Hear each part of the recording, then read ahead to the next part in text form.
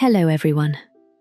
I have not completely given up on V8 yet, so I decided to go and do another experiment with it and combine multiple things into one to get a better sense of it. I will explain the whole thing in more detail in a moment. The basic idea behind it was to actually create some pretty images with Midjourney's V8 model. Short prompts don't really hit the spot anymore. So what I did was that I went on the top images page on the alpha site and the live site as well, gathered as many prompts I could from the top images. There were hundreds of them. Then I went to different chat models and requested long prompts that would describe the scene better, that would be unique, quirky, beautiful, clever, and unexpected. I tried the same thing both with Gemini and Claude models. That was experiment 1. I actually ran the prompts I got from Gemini and Claude in Midjourney V8. I noticed that Gemini tended to be more creative and followed my instructions more, whereas it didn't actually write very long and descriptive prompts. Claude was able to write very long prompts, but they clearly were not taking inspiration from the prompts I provided, and the subject matter only focused around people. I had to give additional instructions to get some environments or architecture in. So I think Claude just needed some more specific instructions to create the prompts. The outcome was that I ended up liking the Gemini prompt results more. That is why you will see 50 of the Gemini ones, and the last 25 are Claude prompts. Another experiment was to crank up the stylization. It did help in many cases, but I also established that you do need to prompt well to get something actually beautiful as a result. And more visual descriptions or style descriptions will help more than just the scene descriptions at length. On the more technical side, I went with aspect ratio 9:16 for just the visual fit on the screen. I have usually done these kinds of comparisons before with the same aspect ratio and decided to continue with the same theme again. I have always preferred the 9:16 aspect ratio over the landscape aspect ratio 16:9. That would also have fit on the screen, but the portrait ratio has historically produced better looking images in my opinion. Of course, there always have been a few exceptions. The Gemini prompts, which were generally shorter but very heavy on visual style, gave me a massive range of subjects. I got everything from sourdough bread to brutalist architecture to penguins. Because the language focused on the medium, like charcoal sketch or 1940s poster style, it gave Midjourney a clear set of rules to follow. These are what I call anchor words.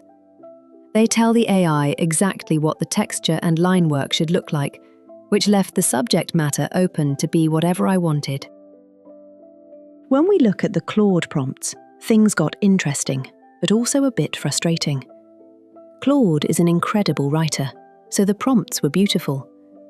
They described the why and the how of a scene in great detail. But here is the catch. A lot of that language was narrative rather than visual.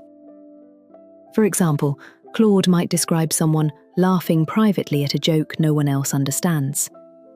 That's a great line for a novel, but you can't actually draw a private joke.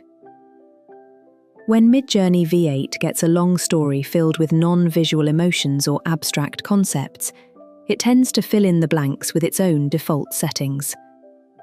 That is why so many of the Claude images ended up with that same cinematic, moody lighting. It's like the AI got overwhelmed by the story and just defaulted to a safe, high-end photography look. The one place where Claude really dominated, though, was in fashion and nature.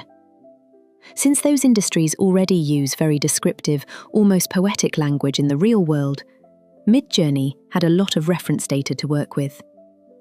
The descriptions of ivory sculptural coats or mangrove roots at the waterline translated perfectly because they describe physical forms and lighting conditions the AI understands. The big takeaway here is that V8 doesn't just want long prompts. It wants visually dense prompts. If you spend your word count on the history or the feelings of a scene, you risk getting a samey, generic output.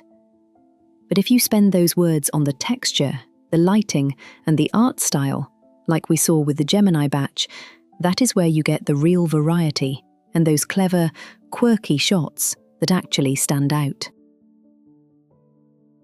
So in the end, there isn't much of a theme to the prompts in this video that you are seeing. It's just what would look better with Midjourney V8. I did like the capabilities with pretty lighting in the prompts that turned out better. The default style feels to be very photorealistic and photography-like, unless you specify that you want to see something else. Nature themes and fashion themes seem to shine. There were some pretty amazing-looking images. Some even reminded me of actual places that exist. There is actually real potential to unlock in the V8, but it is definitely harder to master at the moment. I'm thinking about exploring some style descriptions in my next experiment to push it away from the photorealistic style. And I'd like to try to do that without style codes or personalization, just the baseline default style.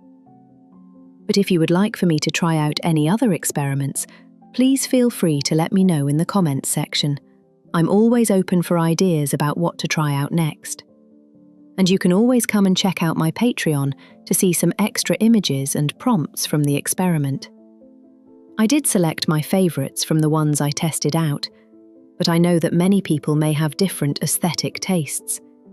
You might find some gems in my discard pile that is exactly what you were looking for. My methods are more like splashing something against the wall and seeing what happens. Anyway, I thank you so much for watching. Please like and subscribe, and let's continue prompting.